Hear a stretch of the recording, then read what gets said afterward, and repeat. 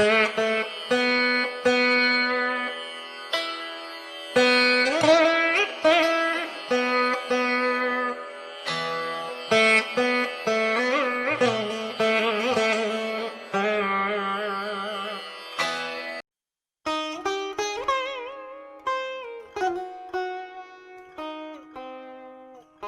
कल्पवृक्ष जो आपकी सारी मनोकामनाओं को पूरा करता है। मैंने तो अभी तक मांगी नहीं है, क्या आपने मांगी है? शायद आज मैं मांग लूं। पारिजात को आप हरश्रृंगार या रात की रानी के नाम से भी जानते होंगे। आज इस वीडियो में आपको बताऊंगी बहुत सारे ऐसे रहस्य और इतनी इंटरेस्टिंग कहानियां जो हरश्रृंगार से रिलेटेड है, और हम जानेंगे इसका हम कैसे उपयोग अपनी सेहत बढ़ाने के लिए कर सकते हैं। तो आइए चलिए देखते हैं। भगवत पुराण, महाभारत और विष्णु पुराण में बताया गया है कि पारिजात का जन्म समुद्र मंथन के दौरान हुआ है। अभी तो इस पेड़ पर फूल आने का मौसम नहीं है, पर पारिजात के फूलों की महक और सुंदरता देखकर भगवान कृष्ण और भगवान इंद्र के बीच में लड़ाई हुई है। क्या आप इसे जानते थे? उन दोनों में कौन जीता वो मैं आपको आखिर में बताऊंगी। और उसको श्राप भी है कि ये कोई फल नहीं देगा, पर इसके फूल भगवान को अति प्रिय हैं। इसे आप काफी और नाम से जानते होंगे, जैसे कि रात की रानी, हरश्रृंगार। रात की रानी नाम से ही आप जान गए होंगे कि इसके फूल रात को ही खिलते होंगे। इसके फूल रात को ही क्यों खिलते हैं, उसके पीछे भी एक बहुत बढ़िया कहानी है, वो मैं आपको बताऊंगी। आपने देखा होगा भगवान को अर्पण करने वाले फूल अक्सर तोड़ते हैं, पर रात की रानी के फूल जब रात को खिलते हैं तो वो सुबह होते जमीन पर गिर जाते हैं।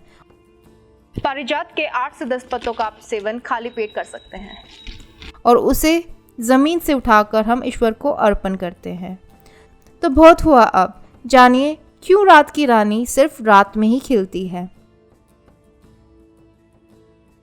ये कहानी एक राजकुमारी की है जिनको प्यार हो गया था सूर्य भगवान से।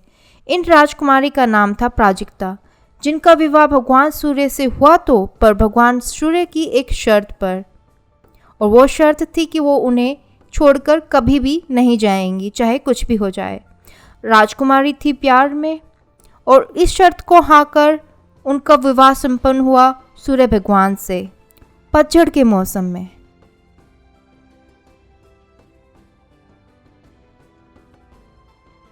समय बीतता गया और गर्मी का मौसम आ गया, और सूरज की गर्मी थी अपनी चरम सीमा पर। प्राजक्ता जब एक छोटी सी झलक अपने पतिदेव पर डालती तो वो झुलस जाती। एक दिन सूर्य भगवान ने भरी दोपहर में प्राजक्ता के द्वार पर दस्तक दी। ये देखकर प्राजक्ता थोड़ी हिचकी और थोड़ा सा किनारे हो गई।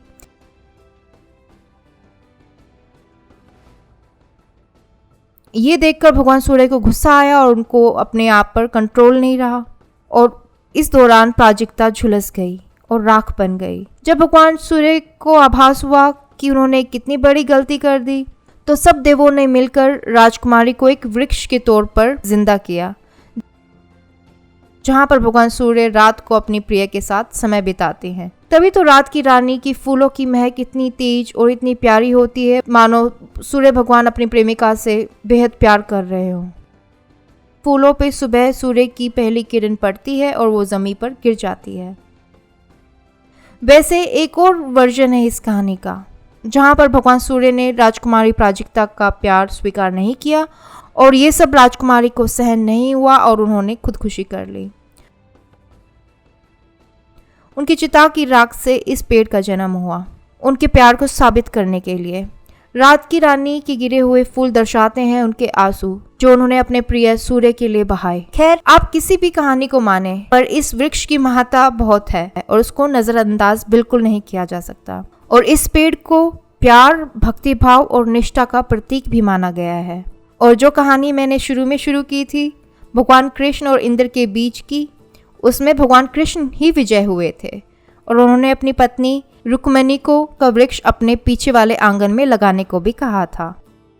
पारिजात के पत्तों का आप सेवन किसी भी प्रकार से कर सकते हैं, जैसे मैंने इस वीडियो में बताया 2 प्रकार से। या तो आप इसे सिंपली चबा लें खाली पेट, या फिर उन पत्तियों की हर्बल चाय बनाएं, उसमें थोड़ी साबुत काली मिर्च डालकर और उसमें नींबू निचोड़ कर पी लें। ये सब करने से आपको दिखेगा कि आपके शरीर में अगर किसी भी तरह का जोड़ों का दर्द है या गठिया है, या फिर आपको किसी भी तरह का बुखार चढ़ गया है, डेंगू का, मलेरिया या चिकनगुनिया, ये उन सब में आपको ये बहुत लाभ देगा। और साथ ही साथ ये आपके दिमाग को शांत रखेगा। अगर आपको सांस लेने में किसी भी तरह की प्रॉब्लम है तो उससे छुटकारा दिलाएगा। और साथ ही साथ अगर आपको कॉन्स्टिपेशन, कब्ज की शिकायत रहती है, गैस की शिकायत रहती है, तो उसमें भी ये बहुत लाभकारी होगा। और महिलाओं के लिए जब भी उनको मासिक धर्म में कोई भी प्रॉब्लम आती है, उनमें दर्द होता है या इरेगुलर होती है, तो उनमें भी उनको बहुत हेल्प मिलेगी।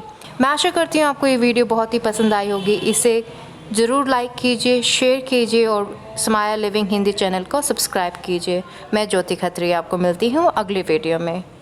तब तक के लिए आप अपना ख्याल रखिए, स्वस्थ रहिए, हमेशा मुस्कुराते रहिए। Take care, bye.